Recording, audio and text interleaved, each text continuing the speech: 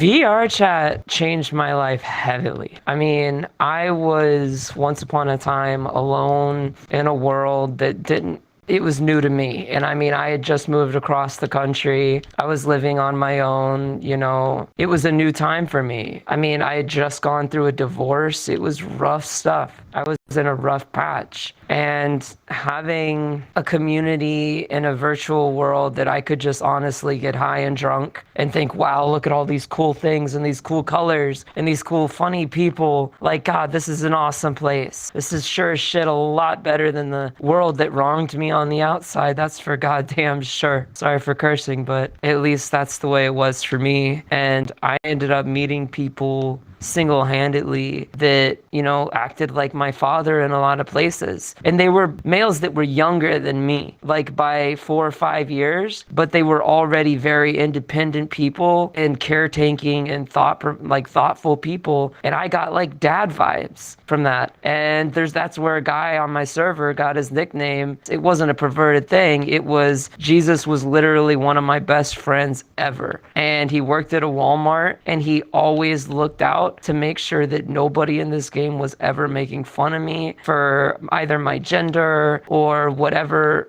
I did, or maybe the fact that I was a little different mentally. Like he was there to protect me through all that kind of shit. And he's a great guy. But I don't think he went around as a penguin, a giant penguin. It was really funny. But he'd always spawn in on worlds and ask me, he'd be like, hey, you. He'd be like, how are you doing? It's just personal experiences that I've had. Like, your question was, how did VR change my life? It showed me that there's a community of people, if you're willing to open up, that are there for you. You'll also see the other side, the dark side of this whole thing. The dark side of VR chat is that, remember how I said we got to remember at its core what it is. It's a virtual reality. It's not like a real reality. And yeah, Second Life had this idea first, but VR chat implemented it better.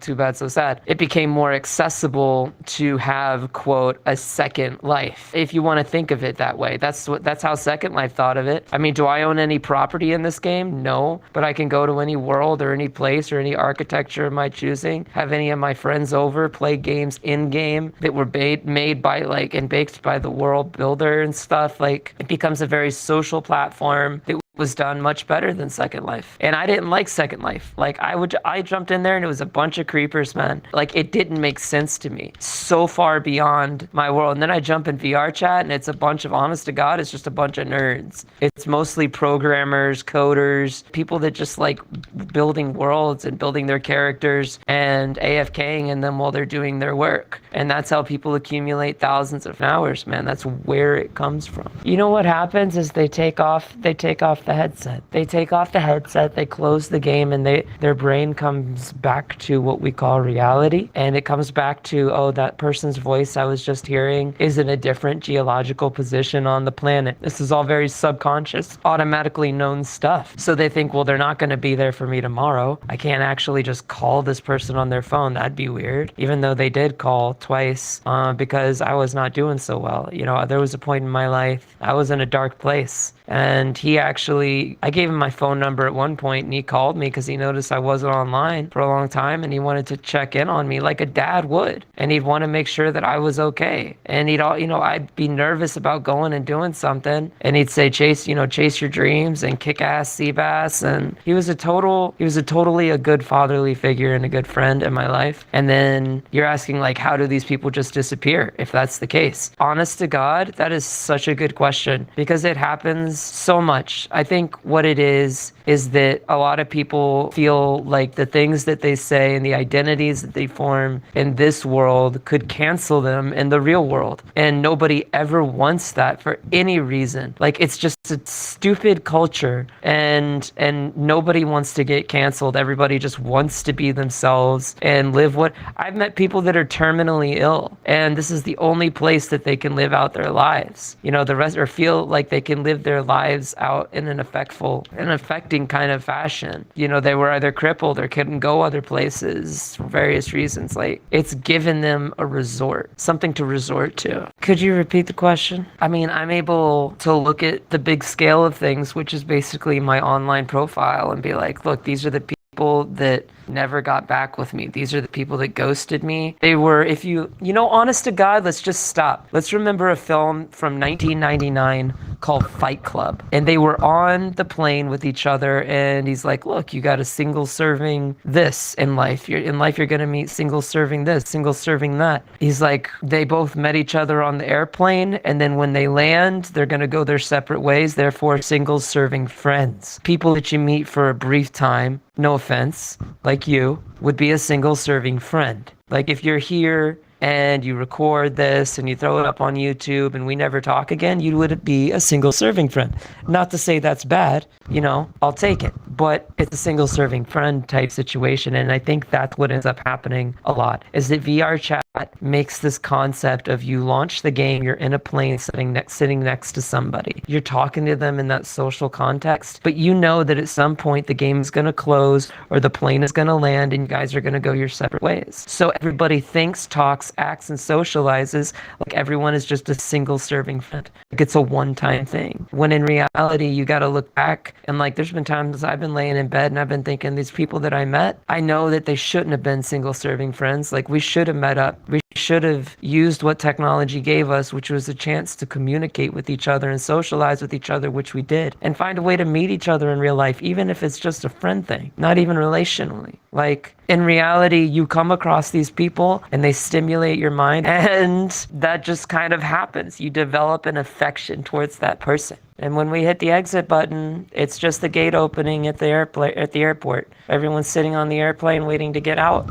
Well, that's what it is when we that's what it is. That's what it is, man. People don't realize that that's exactly the same psychological effect. But the difference is, even with those single serving friends that you have on an airplane, what are you going to talk about? Oh, here's what you do for work. The big things. Here's, maybe you're talking about where you're going. Oh, I'm traveling to see family. I'm traveling for work. The typical conversations that happen on an airplane between two people, right? The difference is VR chat is an instantly accessible airplane. So you can jump onto an airplane and sit next to any person, as an airplane would be. It's random. You don't know who you're going to sit next to each time. And it's no different when you jump into a world in VR chat. Everyone is just like a passenger that can sit on a seat, except they can move around and they can get drunk and they can get high and they can chat about their life and they can get courageous with that liquid courage and honestly hope to God and cross their fingers that they find somebody that empathizes and understands them at an emotional level, at a psychological level. That's part of it, at least. No one hands out their heart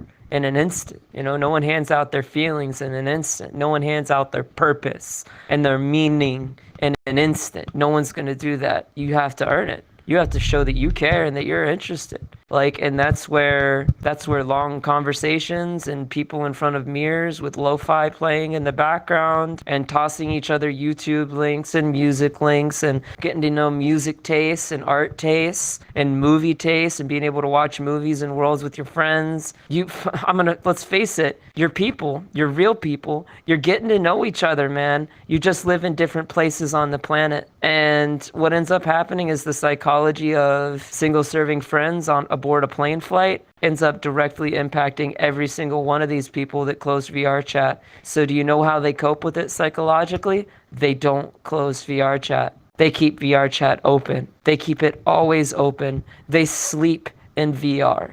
They don't want to leave. They realize their other life is different and that they're meeting people that were out there the whole time that they didn't even get to find within their own community, like within their own small piece of the planet Earth. And they're realizing that it is a better place. Problem is, it's not real. But isn't it? Is it real? I don't know, man. I think it is. I think phantom sense is an incredibly real thing.